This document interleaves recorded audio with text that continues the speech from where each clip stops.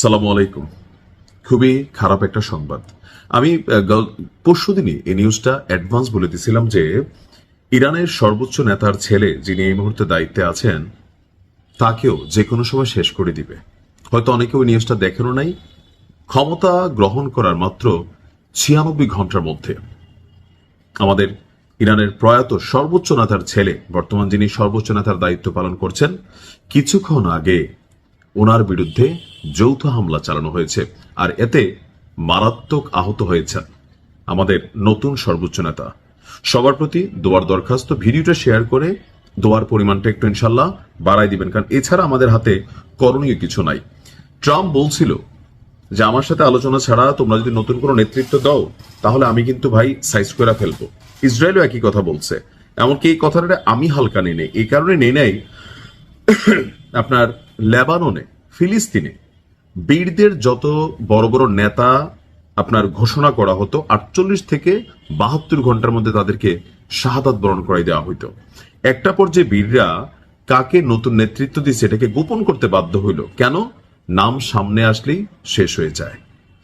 দর্শক, ইরানের নবনিযুক্ত সর্বোচ্চ নেতাকে আপনার যুক্তরাষ্ট্র এবং ইসরায়েল যৌথ হামলার প্রথম দিনেই তাকে আঘাত করার চেষ্টা করেছে। আর এতে বড় ধরনের আঘাত না প্রাপ্ত হলেও তার একটা পায়ের অবস্থা খুবই আশঙ্কাজনক, দাবি হচ্ছে মার্কিন গণমাধ্যম দ্য নিউ ইয়র্ক টাইমসের। এখন আসলে এদের নিউজগুলো কতটুকু অথেন্টিক বা কতটুকু সত্য বা কতটুকু বিশ্বাসযোগ্য, মাঝে মাঝে হয় কি আমি এদের নিউজ বিশ্বাস করি না, তারপরেও আমি খবরটা আপনাদেরকে জানাচ্ছি। এক প্রতিবেদনে আপনার ইসরায়েলি এবং ইরানি কর্মকর্তাদের বরাত দিয়ে এই তথ্য জানানো হয়েছে।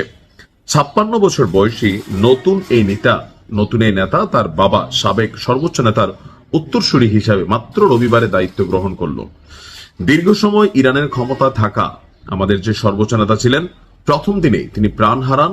আর এর পরপর ওনাকে নতুন নেতা ঘোষণা করা হয়, কারণ তিনিও সার্বিকভাবে বাবার খুব কাছ থেকে, আইআরজিসি কে খুব কাছ থেকে, বিভিন্ন অপারেশনে ব্যাকগ্রাউন্ড থেকে অনেক ধরনের তার অভিজ্ঞতার ঝুলি আছে। তো সেই ঝুলিকে কাজে লাগিয়ে গত 72 ঘন্টা পুরো ইসলি, মধ্যপ্রাচ্যের প্রত্যেক ঘাঁটি সবাইকে কিন্তু আঙুলের উপর তুলে নাচাচ্ছিল। আমরা ভরসার জায়গা পাচ্ছিলাম, বাট ভয়ের জায়গাও ছিল যে কোনো সময় একটা অভিযান হবে আর এই অভিযানে তাকে শেষ করে দেওয়া হবে। টার্গেট ছিল এটাই, কিন্তু রাখে আল্লাহ মারেকে। নিউ ইয়র্ক টাইমসের প্রতিবেদন বলা হচ্ছে যে আপনার যুদ্ধের এই বর্তমান প্রেক্ষাপটে এসে শুধুমাত্র টার্গেট হচ্ছে এই সর্বোচ্চ নেতা এবং নতুন করে আইআরজিসি থেকে শুরু করে বিভিন্ন সেক্টরে যারা দায়িত্ব পেয়েছেন তারা। এখানে বড় ধরনের যুদ্ধ হচ্ছে, সবচেয়ে জরুরি হচ্ছে নেতৃত্বে যে আসবে তাকে শেষ করে দিতে হবে, তাহলে বাকিরা নেতৃত্ব নিতে ভয় পাবে। দায়িত্ব গ্রহণের পরও এখন পর্যন্ত তিনি কেন জনসম্মুখে বা টেলিভিশন ভাষণে উপস্থিত হননি? কেউ কেউ বলছেন যে এটা তার সেফটি ইস্যু, কেউ কেউ বলছেন যে না, প্রথম দিন বাবা যেদিন শাহাদাত বরণ করলেন ওই দিনও তিনি আহত হয়েছেন, বাট বিষয়টা সামনে আসেনি, খবরটা নতুন করে সামনে আসছে, যার কারণে তিনি টেলিভিশনের সামনে উপস্থিত হচ্ছেন না।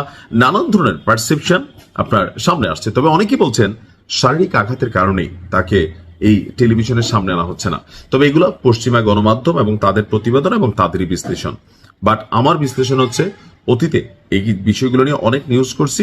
এখানে যেই দায়িত্বে আসবে তাকেই শাহাদাত বরণ করতে হবে, হয়তো আজ নয়তো কাল। আল্লাহ হেফাজত করুক। আসসালামু আলাইকুম।